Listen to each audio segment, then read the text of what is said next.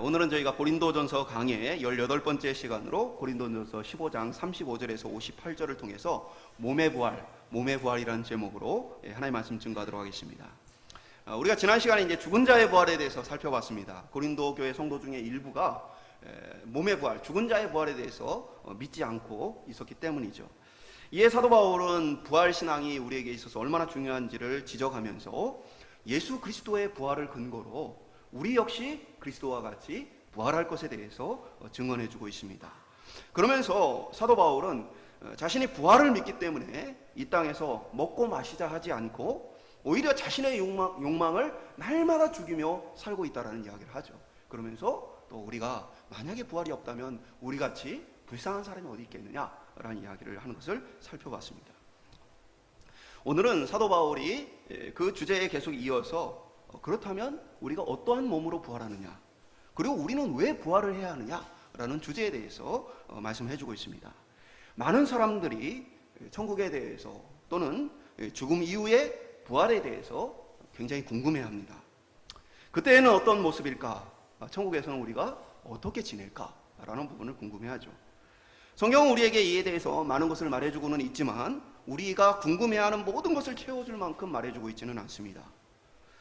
그러나 우리가 우리의 신앙에 있어서 성경이 또 하나님이 우리에게 꼭 필요한 것들은 말해주고 있다라는 부분을 우리가 받아들여야 합니다. 부활에 대해서 생각할 때 우리는 성경을 벗어나서 지나친 어떤 공상에 빠져서는 안 되고 오히려 우리는 성경이 말하고 있는 그것에 대해서 깊이 있게 관심을 가지고 배우고 익혀야 합니다. 성경이 말하는 것에 집중하고 성경이 말하지 않는 것에 대해서는 혹 궁금하더라도 우리의 질문을 멈추는 것이 신앙에 있어서의 겸손입니다. 그것은 하나님께서 우리에게 반드시 필요한 것들에 대해서 말씀하셨다라는 이 믿음을 바탕으로 하고 있는 것입니다. 때문에 사도 바울은 자신이 천국을 다녀왔다라는 이야기를 하죠. 그럼에도 불구하고 사도 바울이 그곳이 어떤 곳이냐, 그곳에 어떠한 일이 있느냐라는 부분에 대해서 별로 기록을 해두지 않았습니다. 왜 그랬을까요? 그것은 사도 바울이 우리의 신앙생활에 있어서 그것을 기술하고 알리는 것이 유익하기보다는 오히려 하나님의 말씀을 그대로 증거하는 것이 더 유익하기 때문에 그 부분에 대해서 언급을 많이 안 한 거예요. 그럼에도 불구하고 많은 사람들이 성경이 언급하고 있지 않은, 사도 바울이 말하지 않은 많은 것들에 대한 이야기를 하고 있죠. 우리는 성경이 언급하고 있지 않는 것들에 대한 관심이 아니라 성경을 통해 하나님께서 우리에게 꼭 알리고 싶어 하셨던 것들, 사도 바울이 하나님의 말씀을 통해 우리에게 꼭 증거하고 싶었던 것들, 우리에게 진짜 유익한 참된 유익을 따라서 이 부활과 또 사후에 대한 부분들을 이해하고 받아들여야 할 줄 믿습니다. 오늘 본문을 통해서 몸의 부활에 대해서 함께 살펴보면서 성경이 몸의 부활과 관련하여 우리에게 무엇을 강조하고 있는가, 우리에게 무엇을 알아야 한다라고 말하는지 함께 살펴봄으로써 참된 부활의 신앙을 가지고 참된 구원의 길을 걸어갈 수 있는 저와 여러분이 될 수 있기를 주님의 이름으로 축원합니다. 첫 번째 한번 따라 해보겠습니다. 어떤 몸의 부활인가? 그래서 전서 15장 35절은 누가 묻기를 죽은 자들이 어떻게 다시 살아나며 어떠한 몸으로 오느냐 하리니. 그러니까 사도 바울이 앞에 계속 예수님의 부활을 근거로 해서 그것이 얼마나 역사적으로 또 정황적으로 확실한 것인가에 대해서 이야기하죠. 그러면서 그 부활의 여러 부분들을 설명을 했습니다. 그럼에도 불구하고 여전히 받아들이지 못할 만한 사람이 있다는 것들을 염두에 두고 우리 한글 성경에서는 번역이 안 됐지만 첫 문장이 알라라는 이 헬라어 단어로 시작해요. 그게 무슨 뜻이냐면 그럼에도 불구하고 그러나라고 하는 거예요. 설명을 다 했지만 그럼에도 불구하고 믿지 못하는 자들이 이렇게 물을 수 있다는 거예요. 뭐라고 물어요? 죽은 자가 어떻게 다시 살아나며? 그럼 살아난다면 어떤 모습으로, 어떤 몸으로 살아나냐? 라고 물을 수 있다는 것이죠. 사도 바울은 이제 그에 대한 답을 하게 되어집니다. 그러면서 부활을 이해하기 쉽도록 먼저 이 자연을 예로 들면서 설명을 해요. 36절에 보면 어리석은 자여 내가 뿌리는 씨가 죽지 않으면 살아나지 못하겠고, 먼저는 이제 식물의 예를 들어 설명을 합니다. 식물의 씨앗이 죽고 썩어야 어떻게 됩니까? 그것으로부터 생명이 살아나게 되어지죠. 그러니까 한글 성경에서는 그냥 죽지 않으면 살아나지 못하겠고 단순히 번역을 했지만, 그러나 이제 헬라어 원문에는 좀 더 구체적으로 살아나지가 아니고 다시 살려내시지라고 번역했어요. 수동태 형태로 우리가 다시 살아남을 받지 못하겠고라는 의미로 되었어요. 그 의도는 뭐냐면 이게 자연적인 현상이라고 얘기를 하는 게 아니고 사도 바울은 하나님께서 씨앗을 죽여서 그것으로부터 새 생명을 잉태하게 하시는 것처럼 하나님께서 우리의 죽은 육체를 하나님께서 다시 살리신다라는 하나님의 일하심을 본문을 통해 굉장히 강조를 하고 있어요. 그러니까 씨앗이 그대로 있지 않고 그것이 죽을 때 비로소 이 생명으로 자라게 되어짐을 이야기하는 것이죠. 37절은 죽지 않으면 그것은 그냥 알맹이일 뿐이다. 씨앗은 죽지 않으면 그냥 알맹이 씨앗일 뿐이다. 그런데 죽으면 새로운 형체로 변화되어진다. 싹이 나고 잎이 나고 꽃이 피고 열매를 맺죠. 그러니까 씨앗이 죽어야만 그것으로부터 뭡니까? 새로운 형태의 어떤 식물로 나타나는 것처럼 인간이 죽어야만, 그러나 그 죽음을 통해서 끝이 아니라 새로운 형태로서의 몸을 갖게 되어진다. 그래서 사도 바울이 지금 이야기하는 건 단순히 똑같은 몸을 우리가 얻게 될 것이 아니라 마치 알맹이 같은 그 씨앗이 정말 그 안에 자라나서 정말 잎이 나고 꽃이 피고 열매가 맺으며 어떠한 새로운 형체를 띠는 것처럼 우리의 부활 역시, 우리의 몸 역시 새로운 몸을 입게 될 것이다 라는 이야기를 지금 하고 있는 것이죠. 그러면서 38절은 이 논리를 조금 더 확장해 갑니다. 하나님이 그 뜻대로 그에게 형체를 주시되 각 종자에게 그 형체를 주시느니라. 그러면서 구체적인 예로 39절에 사람, 짐승, 새, 물고기가 각각의 형태를 가지고 있는 것을 이야기하죠. 그러니까 사람이나 짐승이나 새나 물고기는 그들이 살아가는 환경에 맞는 몸을 갖고 있죠. 물고기 지름러미가 있어요. 수영을 해요. 각각의 서로 다르지만 그곳에 살아갈 수 있는 나름의 하나님의 뜻을 따라 형태가 있듯이 우리 역시 그렇다라고 얘기를 하고 있죠. 40절에 보면 이제 여기서 한 걸음 또 나아가죠. 하나님의 뜻을 따라 각자의 영광이 따로 있다는 얘기를 해요. 그래서 41절에 보면 하늘에 속한 해, 달, 별의 영광이 다르다고 말하죠. 그러면서 별과 별, 각각의 별들의 영광도 다르다라고 말을 합니다. 사도 바울은 이 모든 이 논리를 통해서 말하고 있는 것은 뭐냐면 우리의 몸이란 이 땅을 살아가는 육체에 맞게끔 하나님 우리의 뜻을 따라 주셨지만 우리의 부활하는 새로운 몸은 이 땅과는 다른 몸이다라는 이야기를 하고 있어요. 단순히 죽은 몸을 그대로 살려내는 것이 아니다라는 이야기를 하고 있는 거죠. 그러니까 이제 이 당시 사람들이 가지고 있었던 몸이라는 이 개념이 전혀 다른 의미라는 사실을 사도 바울이 말을 해주고 있는 것이죠. 그러면서 42절과 43절은 죽은 자의 부활도 그와 같으니, 앞에서 이제 예를 들고 나서 구체적으로 그럼 사람의 이 부활이 어떻게 되느냐? 죽은 자의 부활도 그와 같으니 썩을 것으로 심고 썩지 아니할 것으로 다시 살아나며, 욕된 것으로 심고 영광스러운 것으로 다시 살아나며, 약한 것으로 심고 강한 것으로 다시 살아나며. 그럼 어떤 변화냐? 구체적으로 말하면 지금의 우리 육체는 썩는 것이고, 지금의 우리 육체는 욕된 것이고, 지금의 우리 육체는 약한 것이다. 반면에 우리가 부활하여 얻게 될 육체는 썩지 않는 것이고 영광스러운 것이고 강한 것이다 라고 말해주고 있죠. 썩는다, 욕되다, 약하다라는 것은 이제 같은 의미를 갖고 있죠. 이 땅에 살아가는 우리의 육체가 가지고 있는 한계를 말합니다. 우리의 육체는 죄로 인해서 영원하지 못하죠. 죽음을 맞아야 하는 한계를 가지고 있어요. 영원한 육체는 없습니다. 사람들이 노아의 비밀을 풀어서 영생을 하려고 애를 씁니다. 조금 더 오래 살려고 노력을 합니다. 그러나 결국 인간의 육체는 그 기능을 상실하게 되어지고 썩게 되어지죠. 이것은 또한 인간의 육체가 욕망을 갖고 있다는 것을 얘기해요. 죄 앞에 무너지기도 합니다. 배가 고프면 우리는 먹어야 돼요. 또 욕심이 나면 그 욕심을 추구하고자 하는 욕망이 우리 안에 일어나게 되어집니다. 더불어서 쉽게 깨지고 부서집니다. 우리의 몸이 얼마나 약합니까? 눈에 보이지도 않는 바이러스나 세균에 의해서 금방 생명을 잃거나 잠식당할 수 있는 것이 연약한 우리의 육체입니다. 물론 이제 우리가 건강을 잘 돌보고 우리의 육체를 강건하게 하는 것이 무익하다고 말하는 것은 아니에요. 다만 우리 육체가 가지고 있는 이 한계를 생각하면서 그리스도인이란 어떤 사람이요? 우리에게 주실 약속을 따라 받을 새로운 육체를 사모하며 살아가라는 이 얘기를 하고 있는 거죠. 그래서 사도 바울은 디모데전서 4장 8절을 통해 이렇게 말합니다. 육체의 연단은 약간의 유익이 있으나 경건은 범사에 유익하니 금생과 내생에 약속이 있느니라. 그러니까 육체의 연단이 약간 유익이 있다는 얘기는 뭐예요?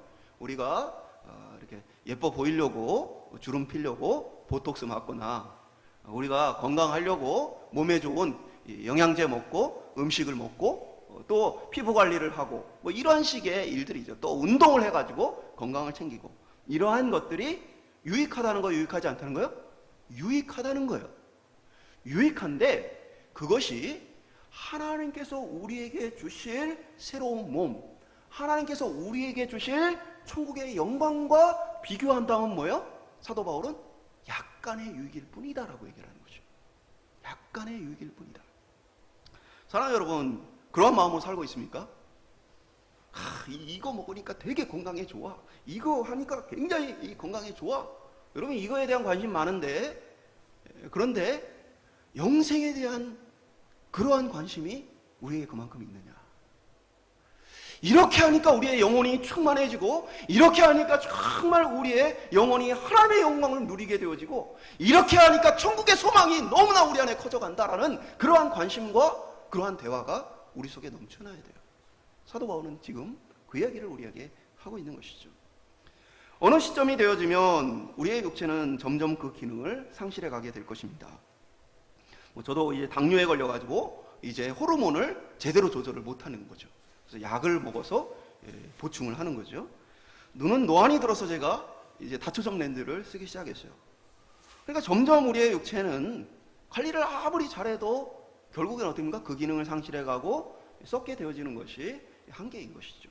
잘 관리하는 것이 유익하지만, 그러나 우리의 관심이 영원하게 주어질 새로운 몸에 대한 기대를 가지고 살아야 하는 것이죠.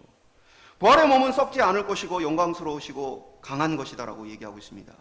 이 얘기는 이제는 더 이상 질병이나 사고로 인해서 부서지고 깨지는 그 몸이 아니라는 거죠. 시간이 지나도 약해지거나 상하지 않음을 우리에게 말하고 있습니다. 바울은 그러한 몸으로 우리가 부활할 것이다. 그래서 그들이 생각하는 한계가 있고, 그들이 생각하는 어떤 이 정말 인간의 어떤 영혼을 가두는 감옥과 같은 그러한 육체가 아니라 우리에게 주시는 그 육체는 참으로 신비롭고 놀라운 것이다 라고 이야기해 주고 있어요. 그럼 44절에는 육의 몸으로 심고 신령한 몸으로 다시 살아나느니 육의 몸이 있은즉 또 영의 몸도 있느니라. 여기 이제 한글 성경은 육의 몸, 영의 신령한 몸 이렇게 표현을 해놔서 둘 다 몸이라는 단어로 똑같이 번역을 해놨지만, 그래 사도 바울은 서로 다른 단어를 의도적으로 써요. 그래서 육의 몸이라는 것은 피시키콘이라는 단어를 통해서 이 아담이 가진 몸을 얘기해요. 그래서 하나님께서 뭐요? 생명을 불어넣음으로 생명이 되었다. 성경이 말하죠. 생명을 가진 몸이 되었다. 그래서 아담의 몸은 생명의 몸이에요. 반면에 이후에 주시는 신령한 몸으로 다시 살아난다. 그것은 그리스도를 통해 우리에게 주시는, 그리스도께서 부활체로 가시셨던 거룩한 몸입니다. 그 몸은 푸마티콘이라고 해서 영적인 몸이라고 표현했어요. 한마디로 얘기해서 이것이 서로 이렇게 대조되는 개념이라기보다는 이 땅에 살아가는 자에게는 이 땅에 살아가기에 필요한 생명을 그의 몸으로 주셨고, 영적으로 하나님과 깊은 교제와 사귐을 위해서는 그에 합당한 영적인 몸으로 우리에게 주셨다라는 이야기를 지금 하고 있는 것이죠. 우리는 예수님께서 부활하셨을 때에 어떠한 몸이었는가를 통해서 우리의 부활한 몸, 영적인 몸이 무엇인가를 좀 추론해 볼 수 있어요. 예수님이 뭐예요? 벽을 통과하시죠. 어떤 물리적인 제재를 받지 않는 모습도 봐요. 그러나 또 다른 한편으로는 예수님이 제자들과 함께 음식을 잡수시는 모습을 보기도 하죠. 성경을 통해서 우리가 구체적으로 어떤 모습인지를 다 알 수는 없지만 지금의 우리의 몸과는 다른 새로운 몸을 가지게 될 것을 성경은 말해주고 있습니다. 그리고 그 새로운 몸은 이제는 더 이상 아픈 것도 상한 것도 염려할 것도 있지 않다는 것이죠. 저는 이제 우리의 몸이 약해지면 약해질수록 다른 한편으로는 이 신령한 몸에 대한 사모함을 주시는 하나님의 섭리라는 생각이 들어요. 그러니까 우리의 몸이 만약에 죽는 그날까지 점점 강해지고 튼튼해지기만 한다면 우리가 뭘 의지하겠어요? 우리 자신의 몸을 의지하겠죠. 우리의 건강을 의지할 거예요. 근데 나이가 들어가면 들어갈수록 어느 순간부터 육체가 약해져요. 더 이상 우리의 어떤 육신 힘, 우리의 육신의 어떠한 것을 의지할 수 없다는 사실을 깨닫기 시작하죠. 그러면서 우리 그리스도인에게는 뭡니까? 하나님께서 우리에게 주실 완전하고 온전한 그 몸을 사모하게 되어지는 거예요. 몸이 불편하고 아픈 모든 성도님들이 그때마다 이 부활의 몸을 생각하면서 하나님 우리를 다시 살려 온전하고 완전한 몸을 주실 것들에 대한 믿음을 가지고 소망을 삼을 수 있기를 소망합니다. 우리의 육신의 몸은 약해지지만 그러나 하나님의 이 거룩하고 온전한 몸을 주실 소망 때문에 우리는 믿음을 가지고 더욱더 살아갈 수 있는 것이죠. 두 번째 한번 따라가겠습니다. 몸의 부활이 필요한 이유. 오늘 본문에서 굉장히 중요한 부분이 바로 이 부분이에요. 왜 우리의 몸이 부활을 해야 하는가? 사도 바울은 우리의 몸이 부활해야 할 필요성에 대한 이야기를 사실은 계속해서 언급하고 또 뒷부분에 가서 강하게 이야기를 해주고 있습니다. 땅에는 땅에 맞는 몸이 있어야 돼요. 하늘에는 하늘에 맞는 몸이 있어야 합니다. 물고기는 물속에 살기에 적합한 형태를 가져야 돼요. 새는 하늘을 날기에 적합한 형태를 가져야 합니다. 각자 자신이 주어진 환경에 살아가기 위한 몸의 형태가 있습니다. 이것은 사도 바울이 천국에 합당한 몸이 따로 있다는 얘기를 하는 거예요. 우리가 하나님과 함께하는 영생의 몸은 이 땅에 살아가는 환경과 이 땅에 살아가는 방식과는 다르기 때문에 하늘에서는 그 하늘의 몸이 필요하다는 이야기를 지금 하고 있는 것이죠. 우리의 몸에 부활이 필요한 이유는 지금 우리가 가지고 있는 이 몸으로는 천국에 합당하지 않기 때문에 그래요. 쉽게 욕망에 사로잡히고 부서지고 깨지는 이 몸으로서는 하나님의 나라, 하나님과의 충만한 교제에 합당하지 않기 때문에 그 곳에 합당한 몸으로서의 변화가 필요한 것이죠. 47절은 첫사람은 땅에 태어났으나 흙에 속한 자의 권위와 둘째 사람은 하늘에서 나셨느니라. 첫째 사람은 누굽니까? 아담을 가리키죠. 아담은 뭐예요? 땅에서 났어요. 그래서 땅에서 살기에 좋은 몸으로 하나님께서 그에게 생명을 주셨어요. 그러나 둘째 사람은 바로 그리스도시죠. 예수 그리스도께서는 하나님의 보좌 우편에 하나님과의 영적인 친밀함 가운데 계세요. 그렇기 때문에 예수님은 이 땅의 몸이 아니라 뭐예요? 하늘의 몸을 입으셨어요. 그래서 예수님께서 죽으시고 부활하시고 나서는 뭡니까? 그 영광스러운 몸을 입고 계셨던 것이죠. 그래서 우리가 이제는 뭡니까? 땅의 몸을 가지고 있다가 이제 그리스도를 따라서 그리스도가 가지고 계신 그 하늘의 몸을 입게 될 것에 대한 이야기를 하고 있는 것이죠. 그러니까 우리의 몸에 부활이 필요한 이유는 뭡니까? 하나님과의 영광스러운 교제를 위해 필요한 거예요. 우리의 부활한 몸은 하나님의 영광을 충만하게 누리게 되어집니다. 하늘의 영광에 참여하기 위해서는 이 몸이 필요해요. 여러분 이제 천국에 대한 이야기를 하면 천국에서 뭘 합니까? 하나님을 찬양합니다. 그러면 이제 그런 분들이 계셔요. 이 땅에서도요 맨날 찬양했는데요 천국에서 맨날 찬양하면 지루하지 않을까요? 이 땅에서도요 천국이 좋은 곳이라고 하는데 이 땅에서도 좋은 데 가면은 조금만 시간이 지나면 금방 지루해져요. 심심해져요. 천국이 아무리 좋아도 그냥 거기에 있으면 그러지 않을까요? 그런 이제 궁금증을 가지고 계신 분들이 계세요. 왜 그렇습니까? 우리가 이 땅에 육체를 입고 있기 때문에 그런 거예요. 이 땅의 육체란 건 뭐예요? 영원하지를 않아요. 그래서 자꾸 뭡니까? 변하지 않으면 지루함을 느끼기도 하고 또 하나님과의 교제에 있어서도 우리가 하나님의 형상을 따라서 남아있는 부분을 통해 어떻게 보면 그 충만함을 느끼고 경험하지만 그러나 그것이 정말 한계를 가지고 있어요. 그러나 이제 우리가 부활한 몸을 갖게 되어지면 뭡니까? 영원하면서도 하나님과의 교제에 있어서 지금과는 다른 훨씬 더 충만하고 깊은 것들을 누리게 되어 있어요.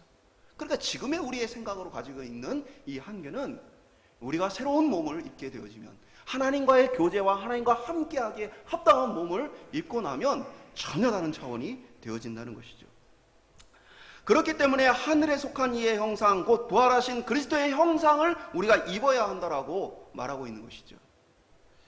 오늘 우리가 세례와 성찬을 받는 이유 중에 하나가 뭡니까? 세례와 성찬은 그리스도와의 연합을 상징하는 거예요. 예수 그리스도께서 우리와 함께 계시며 우리와 하나 되심을 상징하는 것이죠. 그것을 통해 뭘 얘기하는 거예요? 우리가 그리스도께서 완전한 영화로운 몸으로 입으신 것과 같이 우리가 그리스도의 그 몸을 입게 될 것에 대한 약속을 바라보는 거예요. 그렇다면 우리가 언제 부활하게 되어집니까?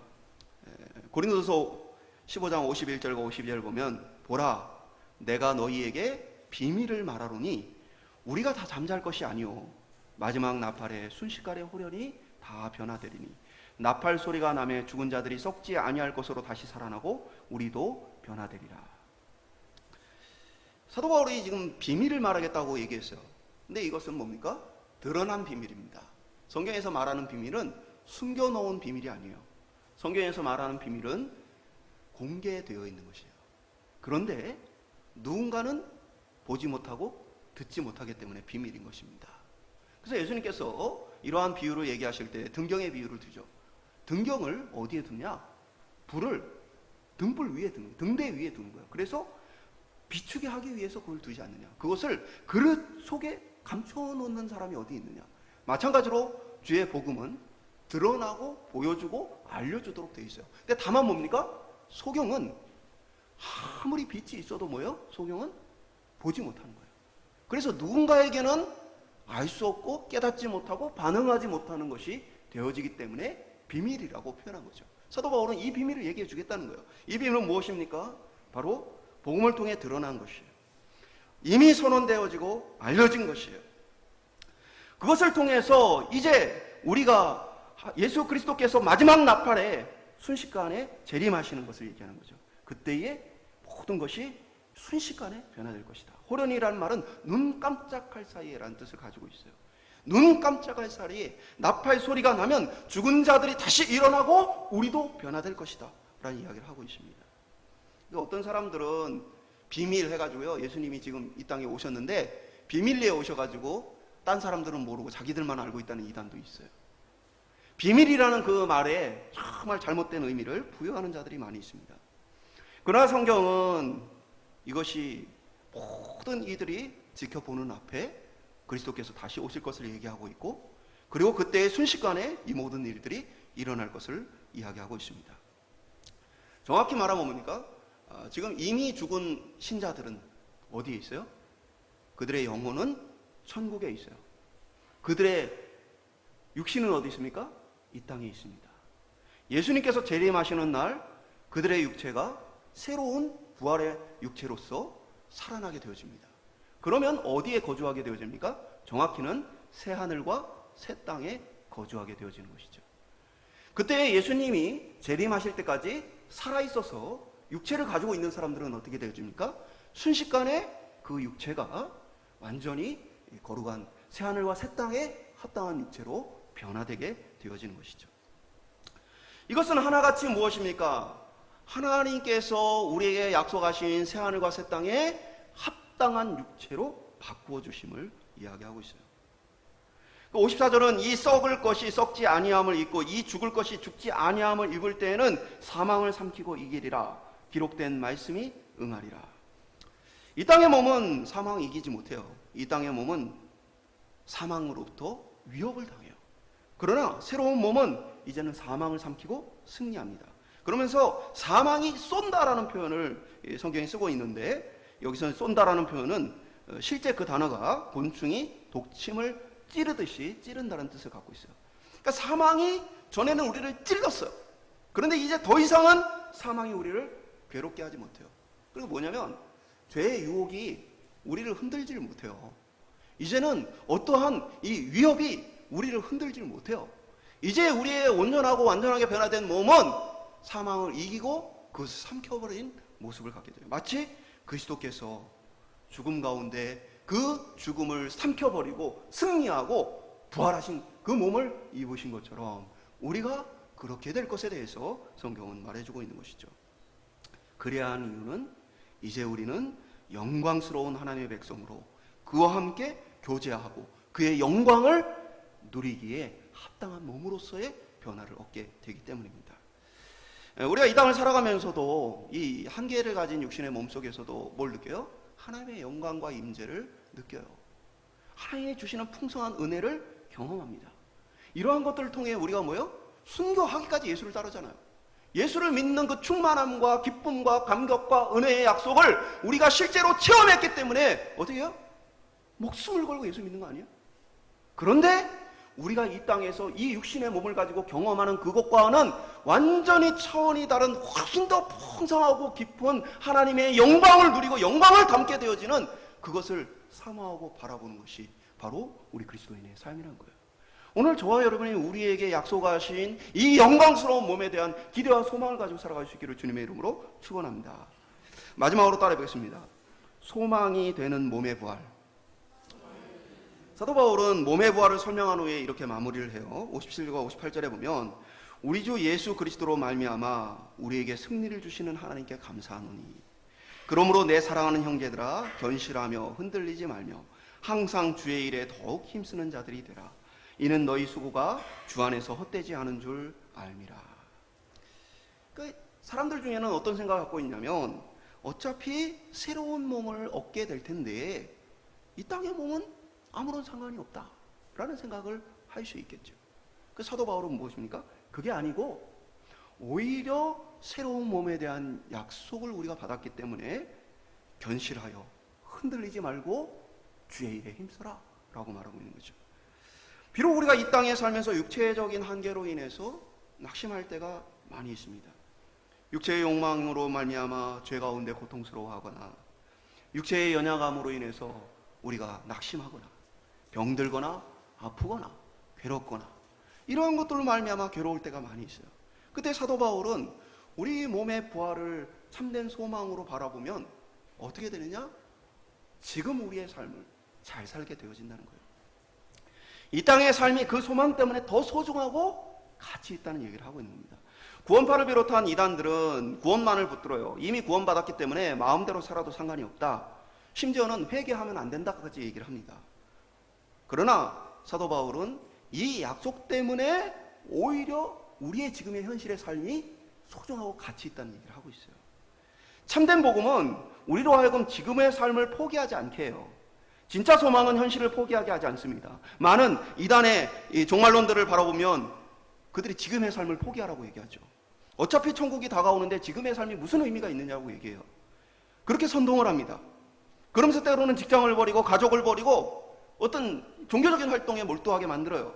그러나 사도 바울은 우리가 이 소망을 가지기 때문에 지금 우리의 삶의 의미와 가치를 더 충만하게 채워갈 것을 얘기하고 있는 거예요. 사도 바울은 너희 수고가 주 안에서 헛되지 않은 줄 알미라. 헛되지 않다라는 얘기를 하죠.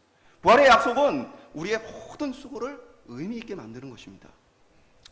이 땅에서 내가 수고한 것들이 사실은 땅에서는 때로는 열매가 맺혀지지 않아요. 때로는 우리에게 유익이 되어지지 않을 때도 많이 있습니다. 그러나 부활은 이 모든 것이 하나도 헛되지 않다고 우리에게 말해주는 거예요. 그날에 주께서 왜요? 다 갚아주실 것이기 때문에 그렇습니다. 오늘 우리가 이 땅에서 신앙생활을 하는 것이 많이 힘들 때 있죠. 우리도 때로는 적당히 신앙생활하고 적당히 살고 싶은 유혹에 빠질 때가 많이 있습니다. 잘 먹고 잘 사는 세상 사람들처럼 그것을 목표로 살고 싶은 유혹이 왜 없겠습니까? 만약에 부활이 없다면 사도 바울도 우리도 잘 먹고 잘 삽시다 라고 얘기했을 거예요. 그러나 사도 바울은 이렇게 얘기하는 거예요. 하나님께서 다 기억하고 계시며 그날에 갚아주실 것이다. 그래서 지금 우리가 수고하는 모든 것이 하나도 그날에 헛되게 되지 않을 것이다. 그 확신을 갖고 있는 것이죠. 우리의 몸의 부활을 통해 그날에 합당한 영광을 우리에게 주실 것을 알기에 우리가 주의 부르심을 따라 수고하며 살아갈 수 있는 것이죠. 당장의 내 삶의 결과와 열매가 없다고 낙심하지 않고 이 부활의 소망을 가지고 영원한 결실을 맺는 저와 여러분 되시길 소망합니다. 저는 그런 생각을 해요. 하나님께서 우리에게 요구하시는 것이 뭡니까? 믿는 자에게 요구하시는 게 뭡니까? 충성이에요. 예를 들면 이 목회를 하는 분들 중에서도 많은 사람들에게 영향을 끼치며 많은 일들을 하는 목사님이 있을 수 있죠. 반면에 어느 시골에 사람도 없는 곳에 교회를 해서 몇 명 되지도 않는 분들을 섬기는 그러한 분들이 계셔요. 인간적으로 보면 뭐예요? 저 많은 시간, 저 많은 돈을 들여서 왜 그곳에 가서 되지도 않는 목회를 할까라고 생각할 수 있겠죠. 사람의 눈으로 보면 아무 열매나 앞으로 변화될 어떤 소망이나 이런 것들이 보이지 않아요. 근데 하나님께서 우리에게 요구하시는 건 뭡니까? 결과가 아니죠. 뭐예요? 충성이죠. 그럼 한번 생각해 봅시다. 이 땅에서 많은 것을 누리는 목사와 많은 것을 예수 때문에 누리지 못하고 사는 그 사람 중에 누가 더 충성된 사람이겠어요? 그렇다고 해서 많은 것들을 누리는 목사님들이 충성되지 않다는 얘기는 아니에요.